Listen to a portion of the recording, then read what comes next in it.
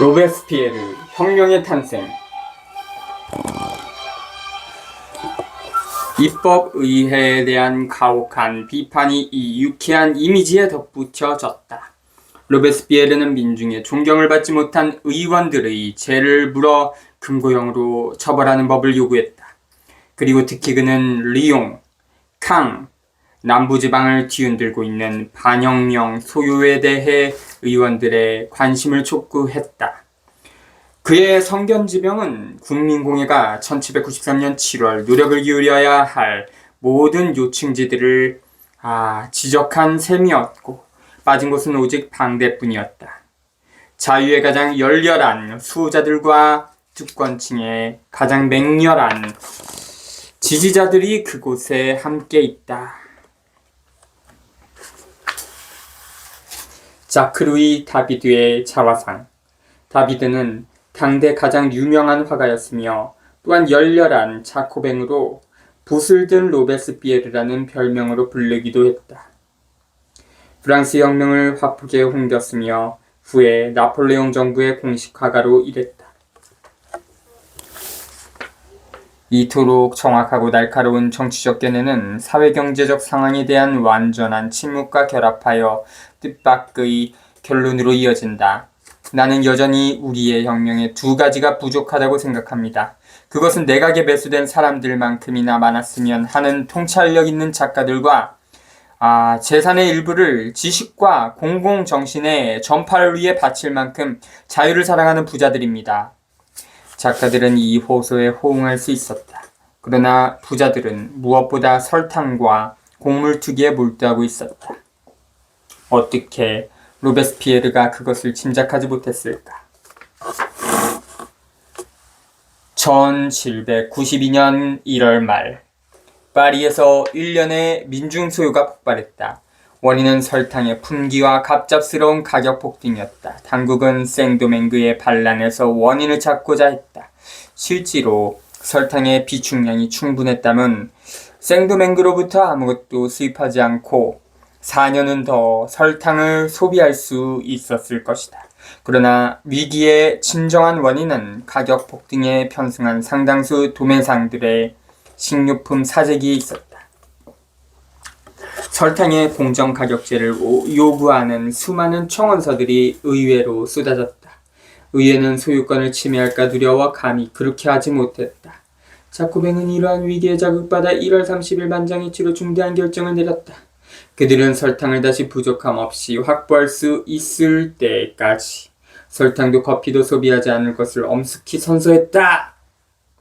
오직 콜로데르 부와만이 지식인 노동자는 커피를 마셔야 한다고 주장했다. 로베스피에르는 아무 말도 하지 않았다. 아마도 그는 다른 사람들과 함께 이 유치하고 아무런 효과도 없는 선서를 했을 것이다.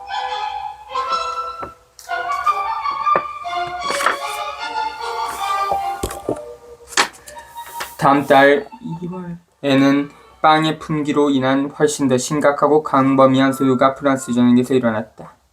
플랑드르, 피카르디, 모스, 브리, 보르방 등 도처에서 민중들이 무리를 지어 곡물 유통에 반대하고 지방당국의 곡물의 공정가격제를 요구하고 때로는 강요했다. 자신들이 조장하고 그에 반항하는 민중 탄압하는 개인적으로 투기에 연루되었던 에땅부의 시장 스모노는 병력을 이끌어 주민들의 요구에 맞섰으나 결국 자신의 목숨으로 고집의 대가를 치렀다. 시모노 살해 사건은 점잖은 사람들 사이에서 상당한 동요를 불러일으켰다. 의회의 우파와 중도파는 그 사건을 구실삼아 신중하게 매우 가혹한 탄압을 조직했다.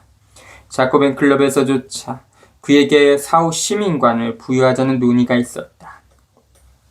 3월 28일 매우 짧은 발언을 통해 그 제안을 부결시키는 것은 로베스피에르였다. 나도. 그는 이 발언에서 문제의 핵심에 대한 견해를 드러내지는 않으면서 시모노를 영웅이자 순교자로 만드는 것은 지나친 일임을 깨닫게 했다.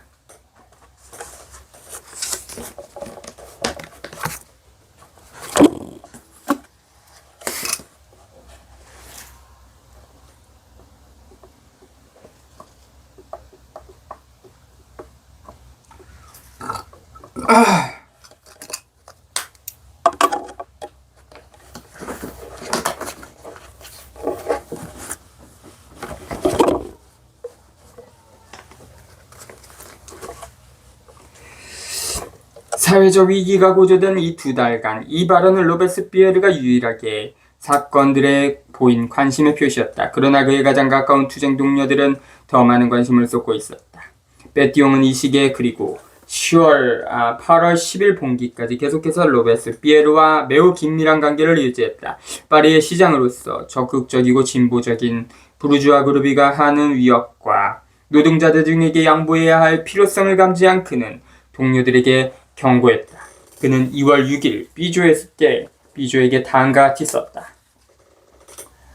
사람들은 부르주아지에게 이것 앞에 기술한 1792년 초에 설탕과 곡물 가격 폭등에 따른 여러 문제, 이 못 가진 자들에 대한 가진 자들의 전쟁이라고 하도 자주 되풀이해서 부르주아지는 어디서든 그런 주장에 시달리고 있다.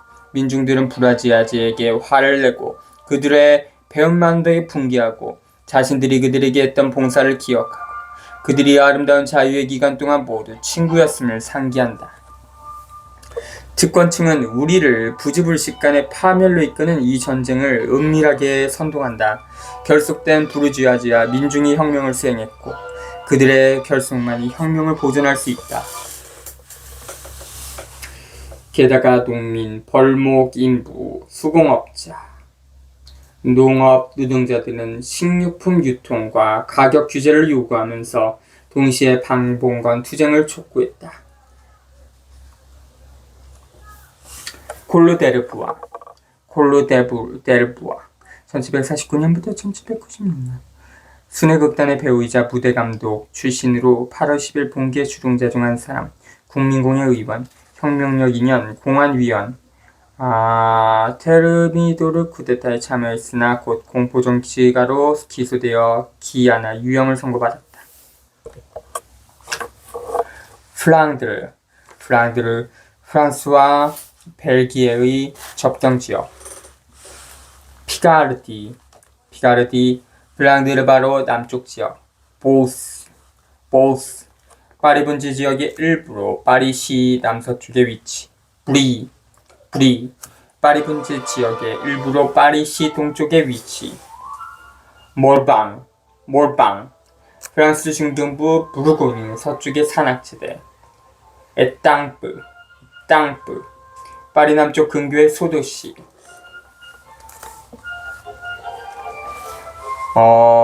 거의 어디서나 사람들은 성을 약탈하고 영주의 토지 증서를 불태웠다.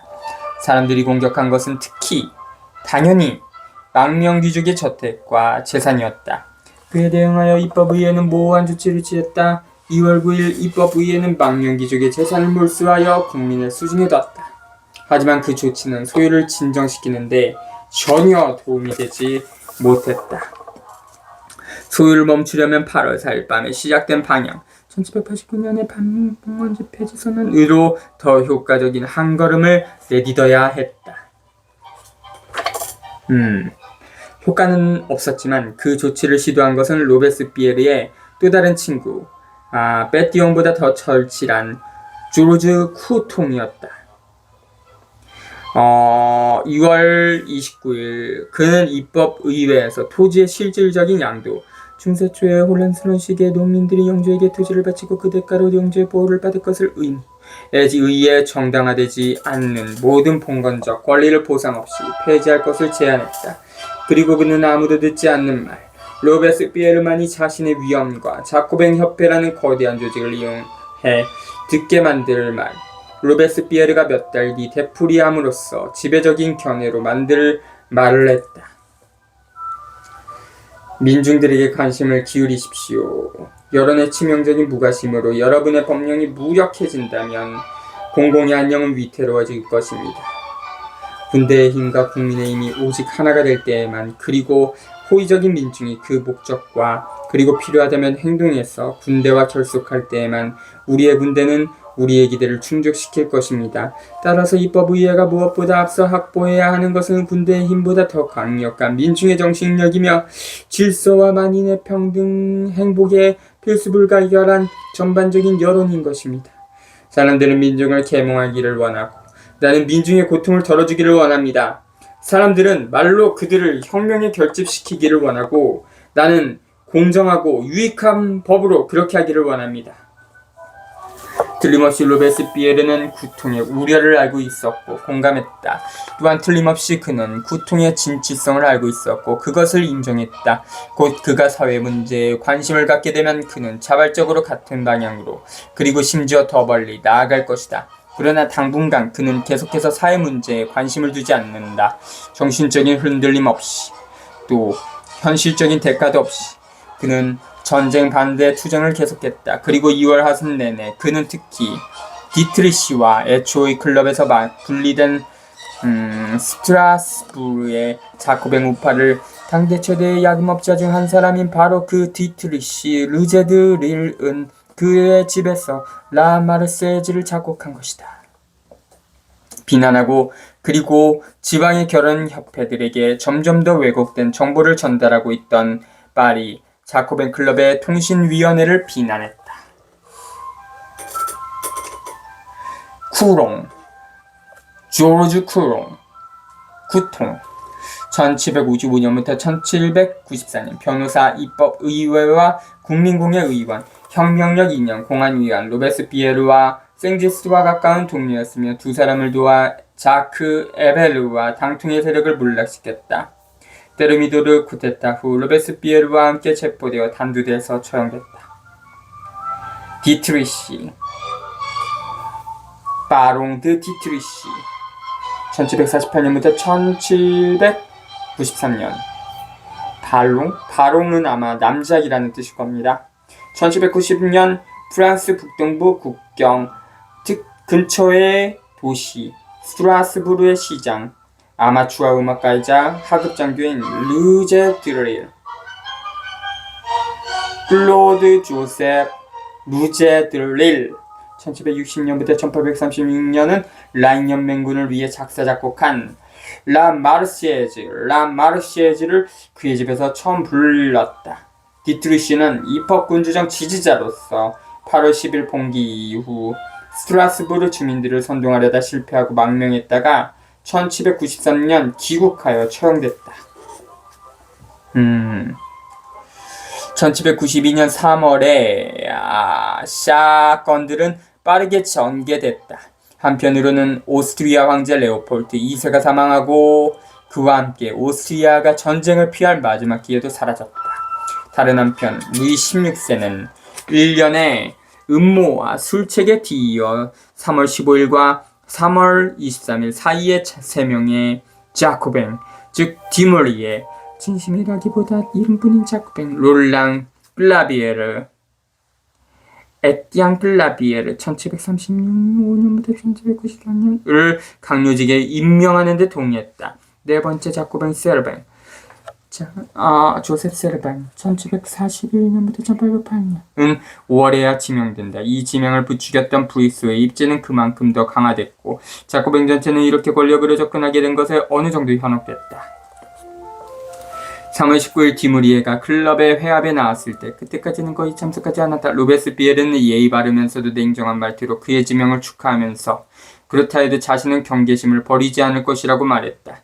그러나 클럽의 다수파는 붉은 모자를 쓴 강묘, 장군 디무리에를 열렬히 환영했다. 그리고 노련한 배우 디무리에가 부패할 수 없는 사람 로베스피에르의 솔직함에 감사를 표하려고 그에게 달려가 포옹하자 흥분은 열강으로 뒤바뀌었다.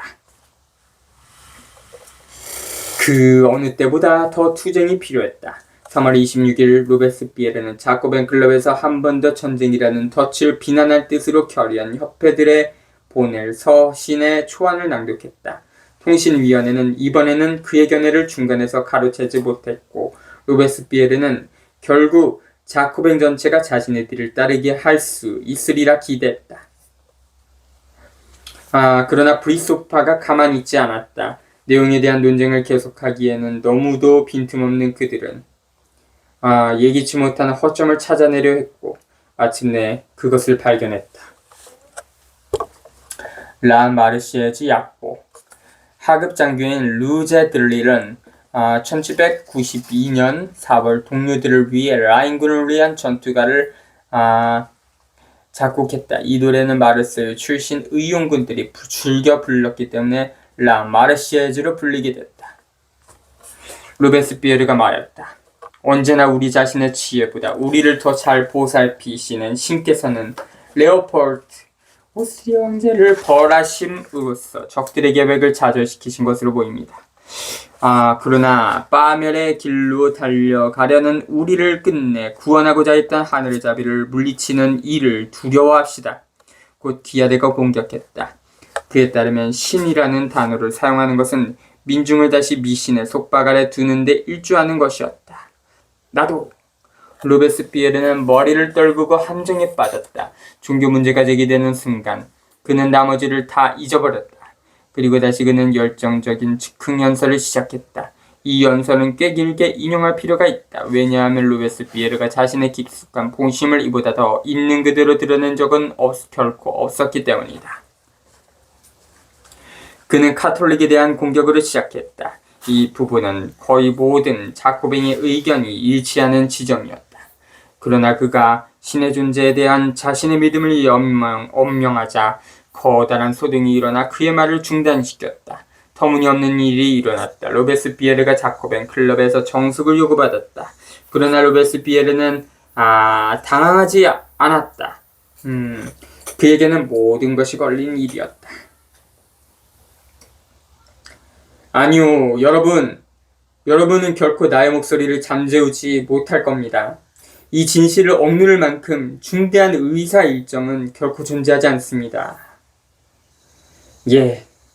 신의 이름을 들먹이고 국가들의 운명에 절대적인 영향을 미치며 내게는 가장 특별한 방법으로 프랑스의 혁명을 보살피는 것으로 보이는 영원한 존재에 대해 이야기하는 것은 지나치게 위험한 생각이 아니라 진심에서 우러나온 감정이며 내게는 불가피한 감정입니다.